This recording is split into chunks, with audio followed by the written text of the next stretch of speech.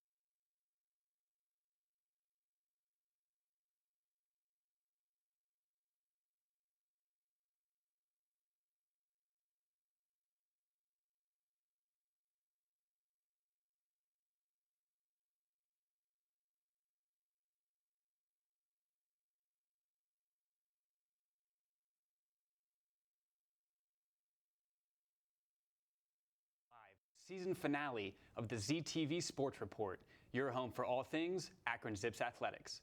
On today's episode, we're going to be concluding our coverage of our spring sports, along with an interview featuring lacrosse player Alexis Kiefer. For the last time this semester, and my last time ever, I'm Max Aracey. I'm Zach Leininger. And this is the ZTV Sports Report.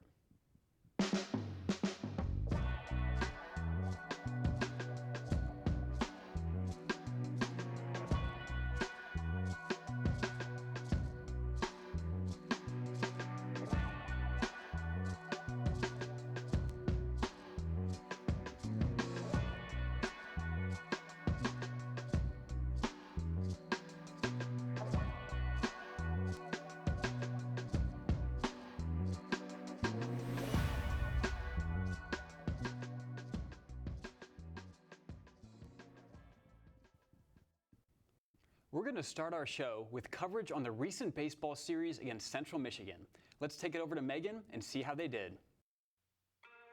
Hi everyone, it's Megan with the ZTV Sports Report, and today I will be talking about the baseball team. I will be covering their most recent 3-game series today, so let's see how they are doing. In their most recent series, the Zips were at home taking on Central Michigan. Akron could not overcome Central Michigan and lost all 3 games. The first game ended with a score of 5-3, the second game score was 16-5, and then the final game ended with a score of 3-0. Now let's take a look at these games individually. The first game, Akron started out strong and kept the Chippewas from scoring until the 4th inning. In the top of the 4th, however, Central Michigan got things started, scoring the first run off of a single to right field. Akron answered back in the bottom of the 4th, though, with 3 runs, with Jack Poist, Sam Seeker, and Braden Cavey all driving in an RBI for the team. Central Michigan added another run in the top of the 5th, cutting the Zips' lead down to 1. From there, the pitching battle continued, with both teams shutting each other out through the 8th inning. Central Michigan took the lead in the top of the 9th, though, scoring the last 3 runs of the game, earning themselves the first win of the series. After a tough 16-5 loss for the Zips, in the second game, the two teams met for one last game. The third game was another defensive battle, with neither team scoring until the 6th inning. Central Michigan took the lead in the top of the 6th inning, scoring 2 runs off of an error by the Zips. After Akron continued to struggle at the plate, Central Michigan added a home run in the top of the 8th, sealing a 3-0 victory. This has been Megan with the ZTV Sports Report. Go Zips! Thank you, Megan. So Zach, I mean, it was unfortunate they couldn't get any wins in that series. Granted, I don't even feel like they really played that bad. You know, they were keeping Central pretty close, you know, a lot of the way through, but they just could never really find that headway to break through and, you know, take control of the series. And it's just tough looking into the first game, though, because, you know, we saw Tortorella on the mound there. He pitched an absolute amazing 5 innings. And, you know, for this game, you know, Akron's winning the game through 8 innings. And just in the top of that 9th, they fell apart and played completely different than they did the rest of the game. Yeah, I think that's kind of a season-long trend we've seen almost. Obviously, there's been inconsistencies throughout game-to-game performances, but I think even in a single game, they can maybe start out really good and then not hold it up for 9 innings, or they maybe start out really bad and they kind of work their way back, but never make it, you know, all the way. Yeah, like they're really good, but it's like, you know, it's a type of thing where, like, when they're on, but when they're off, they're off. Yeah, and kind of going off of that, I feel like it's been hard for them, for the pitching and the hitting to kind of be in sync at the same time. I feel like there's so many games where maybe the starting pitcher has a really solid game. Tortorella or Roth comes out, has a really good game, but those are always the games where the hitters don't do anything. We need to find that consistency where, you know, we get every aspect of the game working together, you know. And unfortunately, when that in the rest of that series, it just all the things that went wrong in the end of that first game, it crept into the second game because, you know, it went from a 5-3 game, it was 16-5 in the second game. Gave up 8 runs in the third inning and just completely fell apart, it seems like. Yeah, and I do think you got to look at this team on the whole. I don't think they have quite the depth on the mound that you would like to, because they have the 2 pretty consistent starters in Sammy Tortorella and Joe Roth, 14 games started and 11 games started respectively, but they have about 10 other pitchers that have at least made a few performances, and none of them have really, you know, solidified themselves as important pieces to this rotation, which you're not. I've used this phrase so many times on the Sports Report, but you're not going to win games that way, you know?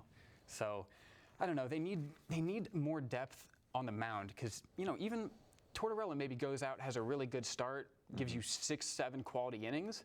They might have trouble closing that out, you know, once the relief comes in.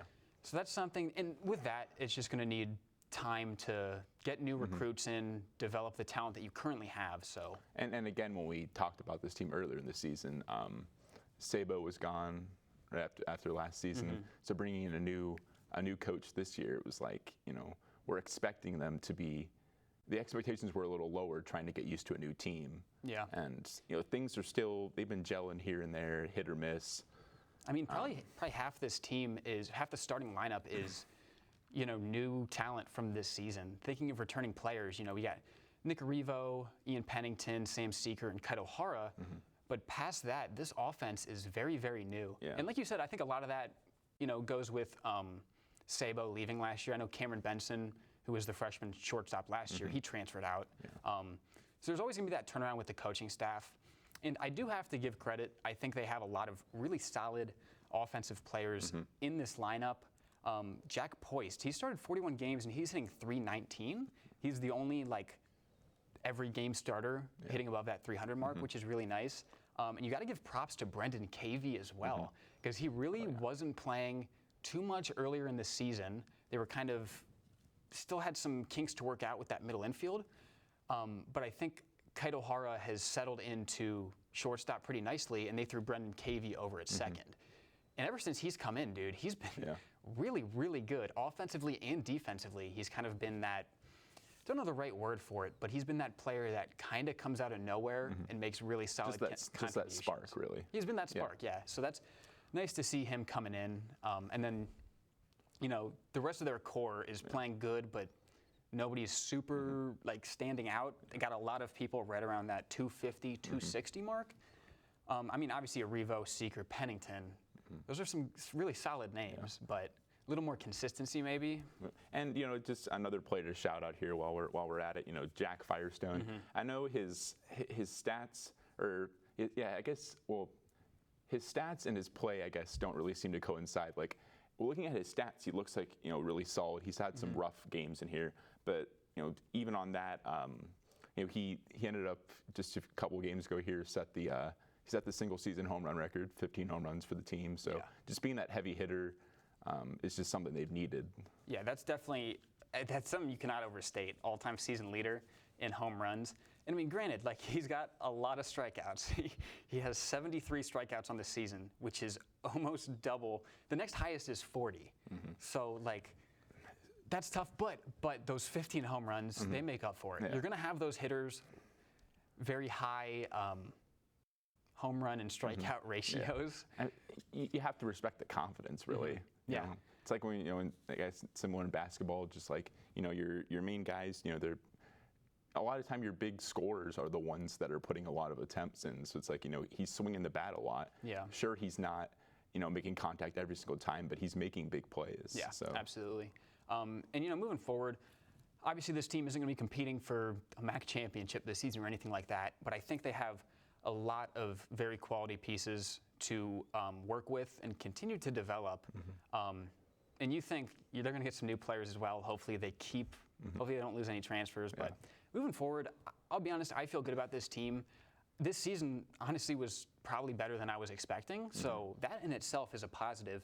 And moving forward, let's see how they do. Yeah. So, we're going to take it into our first commercial break now. When we come back, we'll be jumping into softball.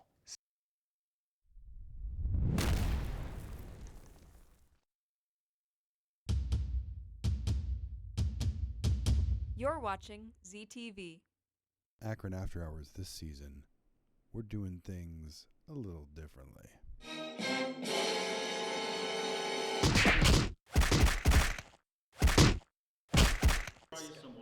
Where'd he go? Oh, whoa! How are you?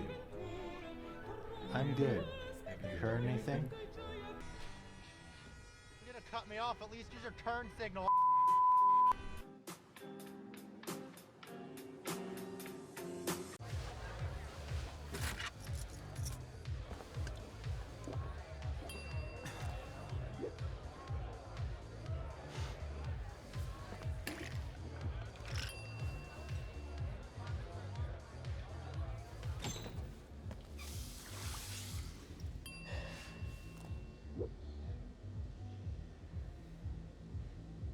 If you need to do something to feel okay to drive, you're not okay to drive. Don't drive buzzed. You're watching ZTV. Welcome back. Zach took a look at the recent softball series against Bowling Green, so let's take it over to him for that coverage. What's going on, everybody? Zach Leininger here, and today we'll be diving into the Zips softball team and see how they did in the recent series against Bowling Green. After a dominating 10-2 performance by Akron in the first game, the Zips looked to carry that momentum into the second game. Akron came out swinging in the first inning, driving in 4 runs to set the tone early. Alexa DeFeo pitched an absolute gem, keeping the Falcons scoreless through their first 3 at-bats. The Zips then added on to their lead in the bottom of the third after Tiffany Stevens smashed a double into right center. DeFeo went back to work, continuing to shut Bowling Green's offense down as the game moved into the 5th inning. Akron continued to get the best of Bowling Green as they forced an error, scoring 2 more runs to extend their lead 7-0. After 6 complete innings, Bowling Green finally got one over on DeFeo after a solo shot brought the game to within 6. Fortunately, the Zips were able to regroup and collect the last 2 outs of the game, securing a 7-1 win. Moving into Game 3, Bowling Green looked to avoid the series sweep as they jumped out to an early 1-0 lead. Bowling Green continued to build momentum as they held Akron scoreless through the first 2 innings. The momentum quickly shifted in the bottom of the 3rd inning as the Zips drove in 4 runs on 6 hits to take a 3-run lead. To add insult to injury, the Zips one-upped themselves, putting up a staggering 7 runs in the bottom of the 4th, crushing any hope the Falcons had left. Olivia Otani took the mound in the 5th inning, cleaning up the last 3 outs of the game, earning Akron the 11-1 win as well as the series sweep. The Zips now find themselves on an 8-game winning streak as they look to continue to carry this momentum through the end of the season. This has been Zach Leininger with the ZTV Sports Report. Go Zips. Zach, I gotta say, man, that's the capabilities of this softball team on full display. Granted, Bowling Green is not the best MAC team. They have 1 conference win all season up to this point. But if you're the Zips, you know, they didn't stoop down, and they played to the ceiling that they're capable of playing, and as a result, they got that series sweep. They had everything going that game, you know, just was DeFeo on the mound that game? Croyle? Game 1, we had a Croyle. Yeah, Croyle on the mound, yeah. Yeah. You know, Croyle was just, you know, she's been amazing for them so far this season, and you know, as we've talked, they have a really solid group of batters just up and down the roster there, and they seem to gel really well scoring wise, and that complements the pitching. Yeah, their offensive game plan, game in and game out, is super solid, and I think they have the lineup that complements that perfectly. Because you know, you watch one Zip softball game, and it's very apparent this is a contact-oriented team. They're not looking to hit it over the fence. They're looking to get on base, get those runners moving, and you know, just get some runs in. Yeah. And their hitters complement that. Brooke Civic, Molly McChesney, and Megan Lee, those top 3 hitters are all lefties, all with some speed, and they're going to give you very consistent contact and on-base averages. And that paves the way for like the bigger hitters, Alexis Campbell, Laurel DeVoe, and Abigail Scheller, to come in and really score those runs. So I think they just have an amazing dynamic. And just looking at that first game against Bowling Green, all 3 of those top 3 batters had 2 hits. Campbell also had 2, DeVoe had 1, and Scheller had 3. So that's just it's a great dynamic they have with this offense, but they're not top heavy either. You look at the bottom of their order, like Tiffany Stevens, Madison Dudek, Jaden Bryant. They're not typical bottom of the lineup hitters. They're quality as well, and they're going to get on base for that top of the order to really, you know, do some damage against these teams. Yeah, and you know, especially in this series, when they scored in bunches. It's a big thing. You know, it seemed like they pretty much won these games in a couple innings, and Bowling Green just had no answer really. Yeah, and dude, on the whole, this team is. Not only are they really good, granted they're only a little bit over 500, but I feel like they kind of just needed some time to find their groove. But I'm so excited about this team moving forward because they have so many freshmen. If you look at their main contributors on the season, more than you would think are freshmen. Brooke Civic, she's batting .343. She's a freshman. Abigail Scheller, she leads the team in home runs. She's a freshman. Haley Croyle, the ace in the circle for the Zips, has been a freshman.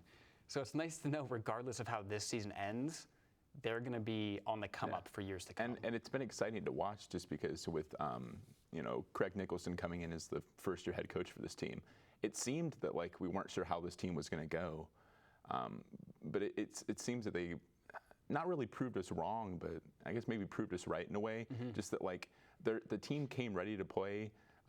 They seem to really rally around Craig there, and I guess it creates a really, you know, well-oiled machine, really. Yeah, I had the chance to not sit down, but chat with Craig Nicholson for a few minutes before one of their games a few weeks ago. And just from talking to him for 2 minutes, you just get the sense that this is the guy, he's got the right mindset to lead this team to victory. And in terms of actual tactics and softball strategy, he knows what he's doing. And I think we've seen that in the performance of the team this season. Definitely. Just he seems to bring the energy the team needs, and he creates that game plan for the team, and they execute it. They execute it well. Sure, they have, you know, again, as any team, they have games where they're not so good, but they have really good games, and they just seem to play really well in between. So I'll be honest, the only series I'm not going to let them off the hook was that Kent State series earlier in the season, because they won game 1. They were in the driver's seat for game 2, and they let Kent come back in the very last inning and win it. And then Kent went on to win that series. And I only bring that up because this would have been the first series win in quite a long time against Kent State. So the fact that they were so close and didn't pull it out, but I mean, that was similar also to the Ball State series. If we're looking back on things here, it's just they took the first game and they had the second game in the bag there, and just gave it away. And then with that third game, that third game I just had to bring it up because that was like the most exciting softball I've ever seen. Just neck and neck the whole game, and it was like somebody eventually was going to take the lead, and unfortunately Ball State won that. But there's so many performances that they're hanging their hat on, and we just have to be happy with what they've done so far. And I'll be honest, at the end of the day, putting aside like the actual performances of this team, like you watch them for 5 minutes and you can just tell that this is a team that enjoys playing together. They love the group that they're in, and they just have the chemistry that meshes so well and ultimately leads to victories. So, I mean, this team is awesome. I think their record could be so much better than 26-22, but granted, with such a new team on the whole, new coaching staff, so many freshmen, as we mentioned, it might take some time to find like their ceiling. But I have no doubt in my mind that they're going to get there. And I think a year or two from now, we could be looking at a team that's going to be competing to win the MAC. Definitely a solid foundation has been built this season. Absolutely. And we'll look to see that carried on in the future. So. Very excited for next season and for sure. see how they do. So it's time for our second commercial break now. But when we come back, we'll discuss the lacrosse team and take a look at Katie's interview with Alexis Kiefer. Stay tuned.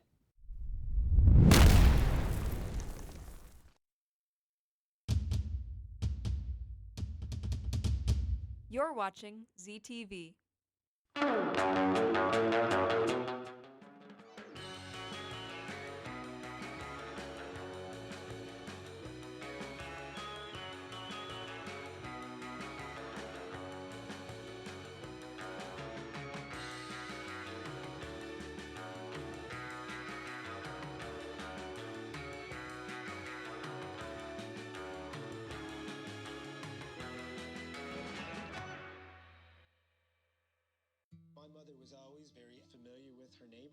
But one day she stopped at the stop sign for much longer than usual, and she didn't know whether she should go forward or turn, and she wasn't even really sure where she was at.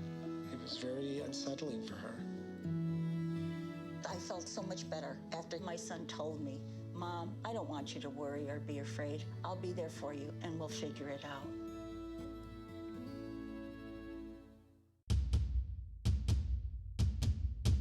You're watching ZTV.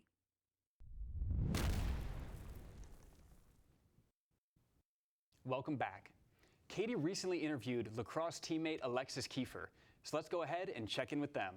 What's up, everyone? It's Katie Bummer here with the ZTV Sports Report, and today I'm joined with Alexis Kiefer from the women's lacrosse team. How are you doing today, Alexis? I'm good, Katie. How are you? Great, thanks. So midway through your season, you hit 100 goals. What was that moment like for you? It was really bittersweet. I think I just felt so much like I was overcome with so much love and trust from my teammates, and that they always trusted me that I was going to get the ball in the back of the net.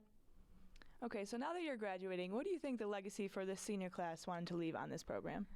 I think that there's two main things. I think first would be just like a positive culture, that we're always uplifting our teammates, cheering each other on, being as proud of each other as we can. And I think the other thing is just giving 110% on the field, in practice, in the weight room, and just always putting so much effort forth. What was your experience like being a captain for the past 3 years?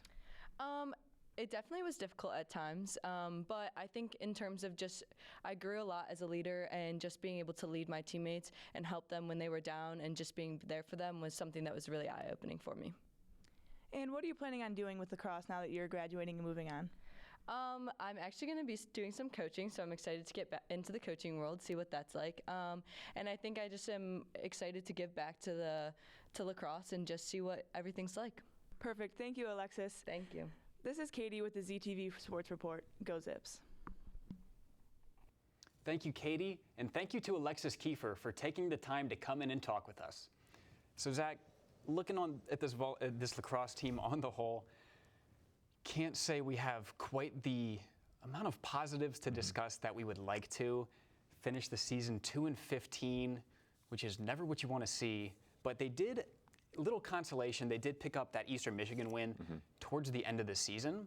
Because if you look at it this way, they won their season opener against Howard, and then they went on a crazy losing streak after that. Yeah. So I think that one win at the end of the season, granted this is consolation and nothing more, but it is nice that they at least got that one win towards the end of the season. Yeah, and just when we talked earlier this season about it, they got this Howard game. They got off to a really hot start, and it looked like they were setting up for a good season. And just unfortunately, with the way things went, it was just injuries left and right. The amount of ACL tears that were on this team is unfortunately uncountable. Mm-hmm. And it was like that sparked a lot of these losing streaks. This losing streak they went on, and but I just have to hang it on to give props to the seniors that were on this team just for keeping the team like level-headed, and even though they lost a lot of games here, it's like they had so many close games along the way that 2 wins doesn't tell the whole story. It doesn't. There's countless games in here that they lost by. They had a 12-13 loss, a 10-12, 4-5, 9-10. So it's just, as you said, it doesn't tell the whole story. Yeah. And as you mentioned a little bit ago, we do need to bring up the injuries, because I don't want to be like that to just blame the entire season on injuries, but it would be a lie to say that it didn't make a difference. I mean, you look at someone like Jalen Clinkscales, she had a really, really good start to the season, 13 goals in her first 10 games, and then she goes down, and it's really hard to kind of find that offensive production without her. And same story with Noelle Boyd. If you look at last season, Noelle Boyd was probably our single biggest contributor, or at least one of them, and she has 4 games played on the season. And, and in those 4 games, she was still great, 7 goals, 2 assists, but if you're not keeping your best players healthy, you're not gonna win. So it's pretty tough right there. We do have to give props to Alexis Kiefer, who we just interviewed. Absolutely tremendous season from her. 32 goals in 16 games played, which is just tremendous. As a midfielder. And I actually remember when I first started discussing lacrosse on this show last spring, she was the MAC Offensive Preseason Player of the Year last year. So this is a player that has a very high ceiling and a lot of capabilities. And the team success might not have been there, but at least we've had some single nice performances to kind of spotlight. And I guess I just want to say that I think the adversity this team went through, I think it'll be good for the future of the program, just with the amount of seniors. I think they had like 12 seniors that were graduating, which I guess was a big blow to their team, but at the same time it was a lot of seniors and like a lot of freshmen. It was a relatively young team, and also we saw their head coach not bringing them back after the season, so that could create an interesting, Yeah, you always like to think you get a new coaching staff in there and maybe get a fresh start. We've seen that with softball this season with Craig Nicholson. Softball wasn't awful last year or anything, but they've been a lot better, and I think a lot of that is due to the new coaching staff. So hopefully we can kind of get that kind of turnaround that we need, that fresh start with the lacrosse team. But I'm going to be semi-optimistic, because no offense, but it'll be hard to have a worse season than they did this year. So I think we'll see some improvements, moving forward. And really, it'll just come down to if they can stay healthy next season, and if they're able to stay healthy next season with a new head coach, and especially with a lot of these freshmen and younger players, they've had the chance to gel a little bit here. So we'll look for them to carry that into this season, and hopefully it'll create for some exciting action. If you got a lot of freshmen too, they're going to grow together and really develop together. So that's always a good thing. So I don't think we need to touch up on lacrosse much more, but there is something else I want to bring up here. I know it's not basketball season, but some news, some fresh news. Ali is returning to the Akron Zips. Yeah.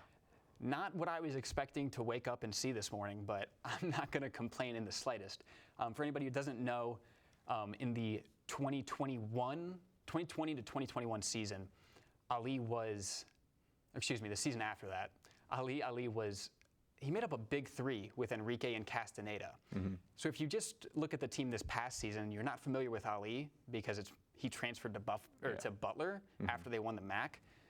But we talked about how they're losing Castaneda, they're bringing Ali back. And that alone is going to be so huge for this team. And I already feel so much more confident and optimistic that this team is really going to have a good season next year. And Caleb Thornton was a dog from NIU, transferring over as well. Caleb Thornton as well, the MAC leader in assists, is coming to Akron. So on top of returning players like Enrique and Sammy Hunter, I feel really good about the direction this team is heading. Even with the women's team, new head coach, we talked, they have some uncertainty with maybe the roster itself with how much they're graduating. But new head coach, I'm confident that might take a bit of time, but they'll find that groove and really have some good seasons moving forward. Yeah. So anything final to add with basketball or lacrosse or anything? It's with women's basketball. They got a new coach there, and they got a big transfer there from I can't remember if she transferred. The girl who played at Hope, and I can't remember her name now. Just big transfer they picked up this season. Just slipped my mind. They'll be making some waves for sure. And I'm just very excited to see this entire Zips athletics program as a whole. I think is in a good spot right now. Looking forward to soccer next season, but unfortunately we can only talk for so much up here, and we're kind of running out of time. So that'll do it for this season of the ZTV Sports Report. As always, you can follow us on Instagram and Twitter at ZTV Sports, and subscribe to our YouTube channel at ZTV Sports Report. I'm Max Aracey. I'm Zach Leininger. And thank you for watching another amazing season of the ZTV Sports Report. Go Zips!